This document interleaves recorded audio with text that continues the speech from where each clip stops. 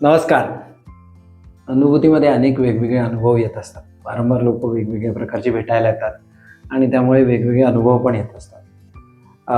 काही महिन्यांपूर्वी एक मुलगा एके ठिकाणी ॲडमिशन हवी होती म्हणून अगदी डेस्परेटली प्रयत्न करत होता आणि त्याची इच्छा होती की मला त्याच कॉलेजमध्ये ॲडमिशन मिळाली पाहिजे आणि त्याच्यासाठी त्यांनी प्रचंड एफर्ट्स घेतले, दिवसरात्र मेहनत घेतली आणि मग त्याला त्या जे इच्छित कॉलेज होतं तिथे त्याला ॲडमिशन मिळालं.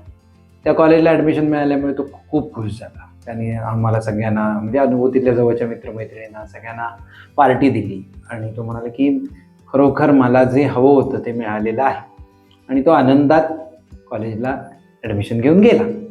आता ऑब्व्हियसली आमच्या दृष्टीने त्याचं सगळं बरं चाललं आहे असंच आमच्या दृष्टीने सगळ्यांचं होतं. पण 2-3 महिन्यांनीच हा पुण्यात परत आला आणि म्हणाला की मला ना खूपच कंटाळा आला आहे. तर म्हटलं का रे, काय झालं? कॉलेज आवडत नाही आहे का? कोर्स आवडत नाही आहे का? म्हणाल मला काहीच आवडत नाही. म्हटलं अरे बापरे, असं का झालं? पण काय कळत नाही, पण मी ज्या अपेक्षेने ज्या इच्छेने कॉलेजला गेलो होतो किंवा माझी जी कॉलेजबद्दल एक अपेक्षा होती की अशा पद्धतीने कॉलेज चालत असेल, असं वातावरण असेल, अशा पद्धतीने काहीच तिथे नाही आहे. आणि पहिले 8 दिवस 15 दिवस मी ते ॲडजस्ट करायचा प्रयत्न केला, पण आता डे बाय डे मला खूप अस्वस्थ वाटतं आहे आणि मला तिथे परत जावंसंच वाटत नाही, माझी इच्छाच नाही आहे. आणि ती आत्ता जी 3-4 दिवसाची सुट्टी मिळाली ती पकडली मी गाडी आणि लगेच इथे आलो आणि आता मला जावंसंच वाटत नाही. तर मी काय करू? ऑब्व्हियसली आम्ही त्याला सांगितलं की आता आपल्याला युटर्न नाही आहे, म्हणजे आता आपण इतके एफर्ट्स घेऊन जर तिथे ॲडमिशन घेतली आहे तर आपल्याकडे इझिली आता दुसरा कुठलाही ऑप्शन अवेलेबल नाही आहे. त्यामुळे आपल्याला तो ऑप्शनच निवडायचा आहे आणि आपल्याला हा कोर्स कंप्लीट करायचा आहे. पण त्याचबरोबर आम्ही त्याला एक गोष्ट सांगितली जी तुमच्यासाठी पण मी आज शेअर करू इच्छितो, पण ती ह्या आयुष्यातली अतिशय महत्त्वाची गोष्ट आहे.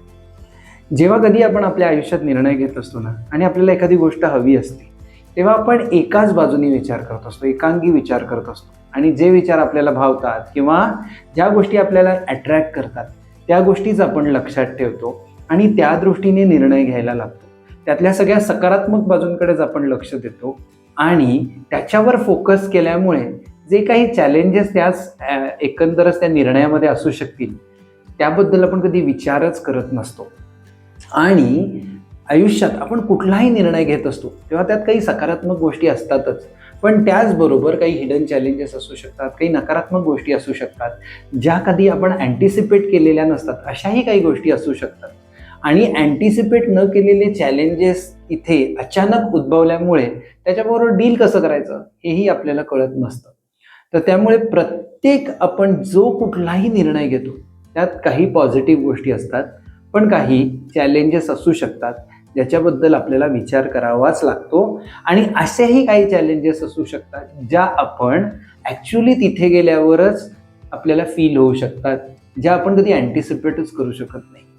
मित्रमैत्रिणींनो, म्हणूनच आयुष्यात कुठलाही निर्णय घेताना जास्तीत जास्त बॅलन्स राहण्याचा प्रयत्न करायचा, त्या दृष्टीने आपली थॉट प्रोसेस डेव्हलप करायची, त्या बाजूनी म्हणजे सर्व बाजूनी विचार करायचा प्रयत्न करायचा आणि त्याच क्षेत्रात आपल्यापेक्षा जर कोणाला जास्त समजत असेल तर त्यांच्याशी या विषयावर चर्चा करावी. कुठलाही निर्णय घेताना प्रत्येकाला कुठल्याही गोष्टीच्या सकारात्मक बाजू आणि नकारात्मक बाजू किंवा चॅलेंजेस याच्याबद्दल दीर्घ चर्चा करावी आणि मग योग्य वाटेल तोच निर्णय घ्यावा.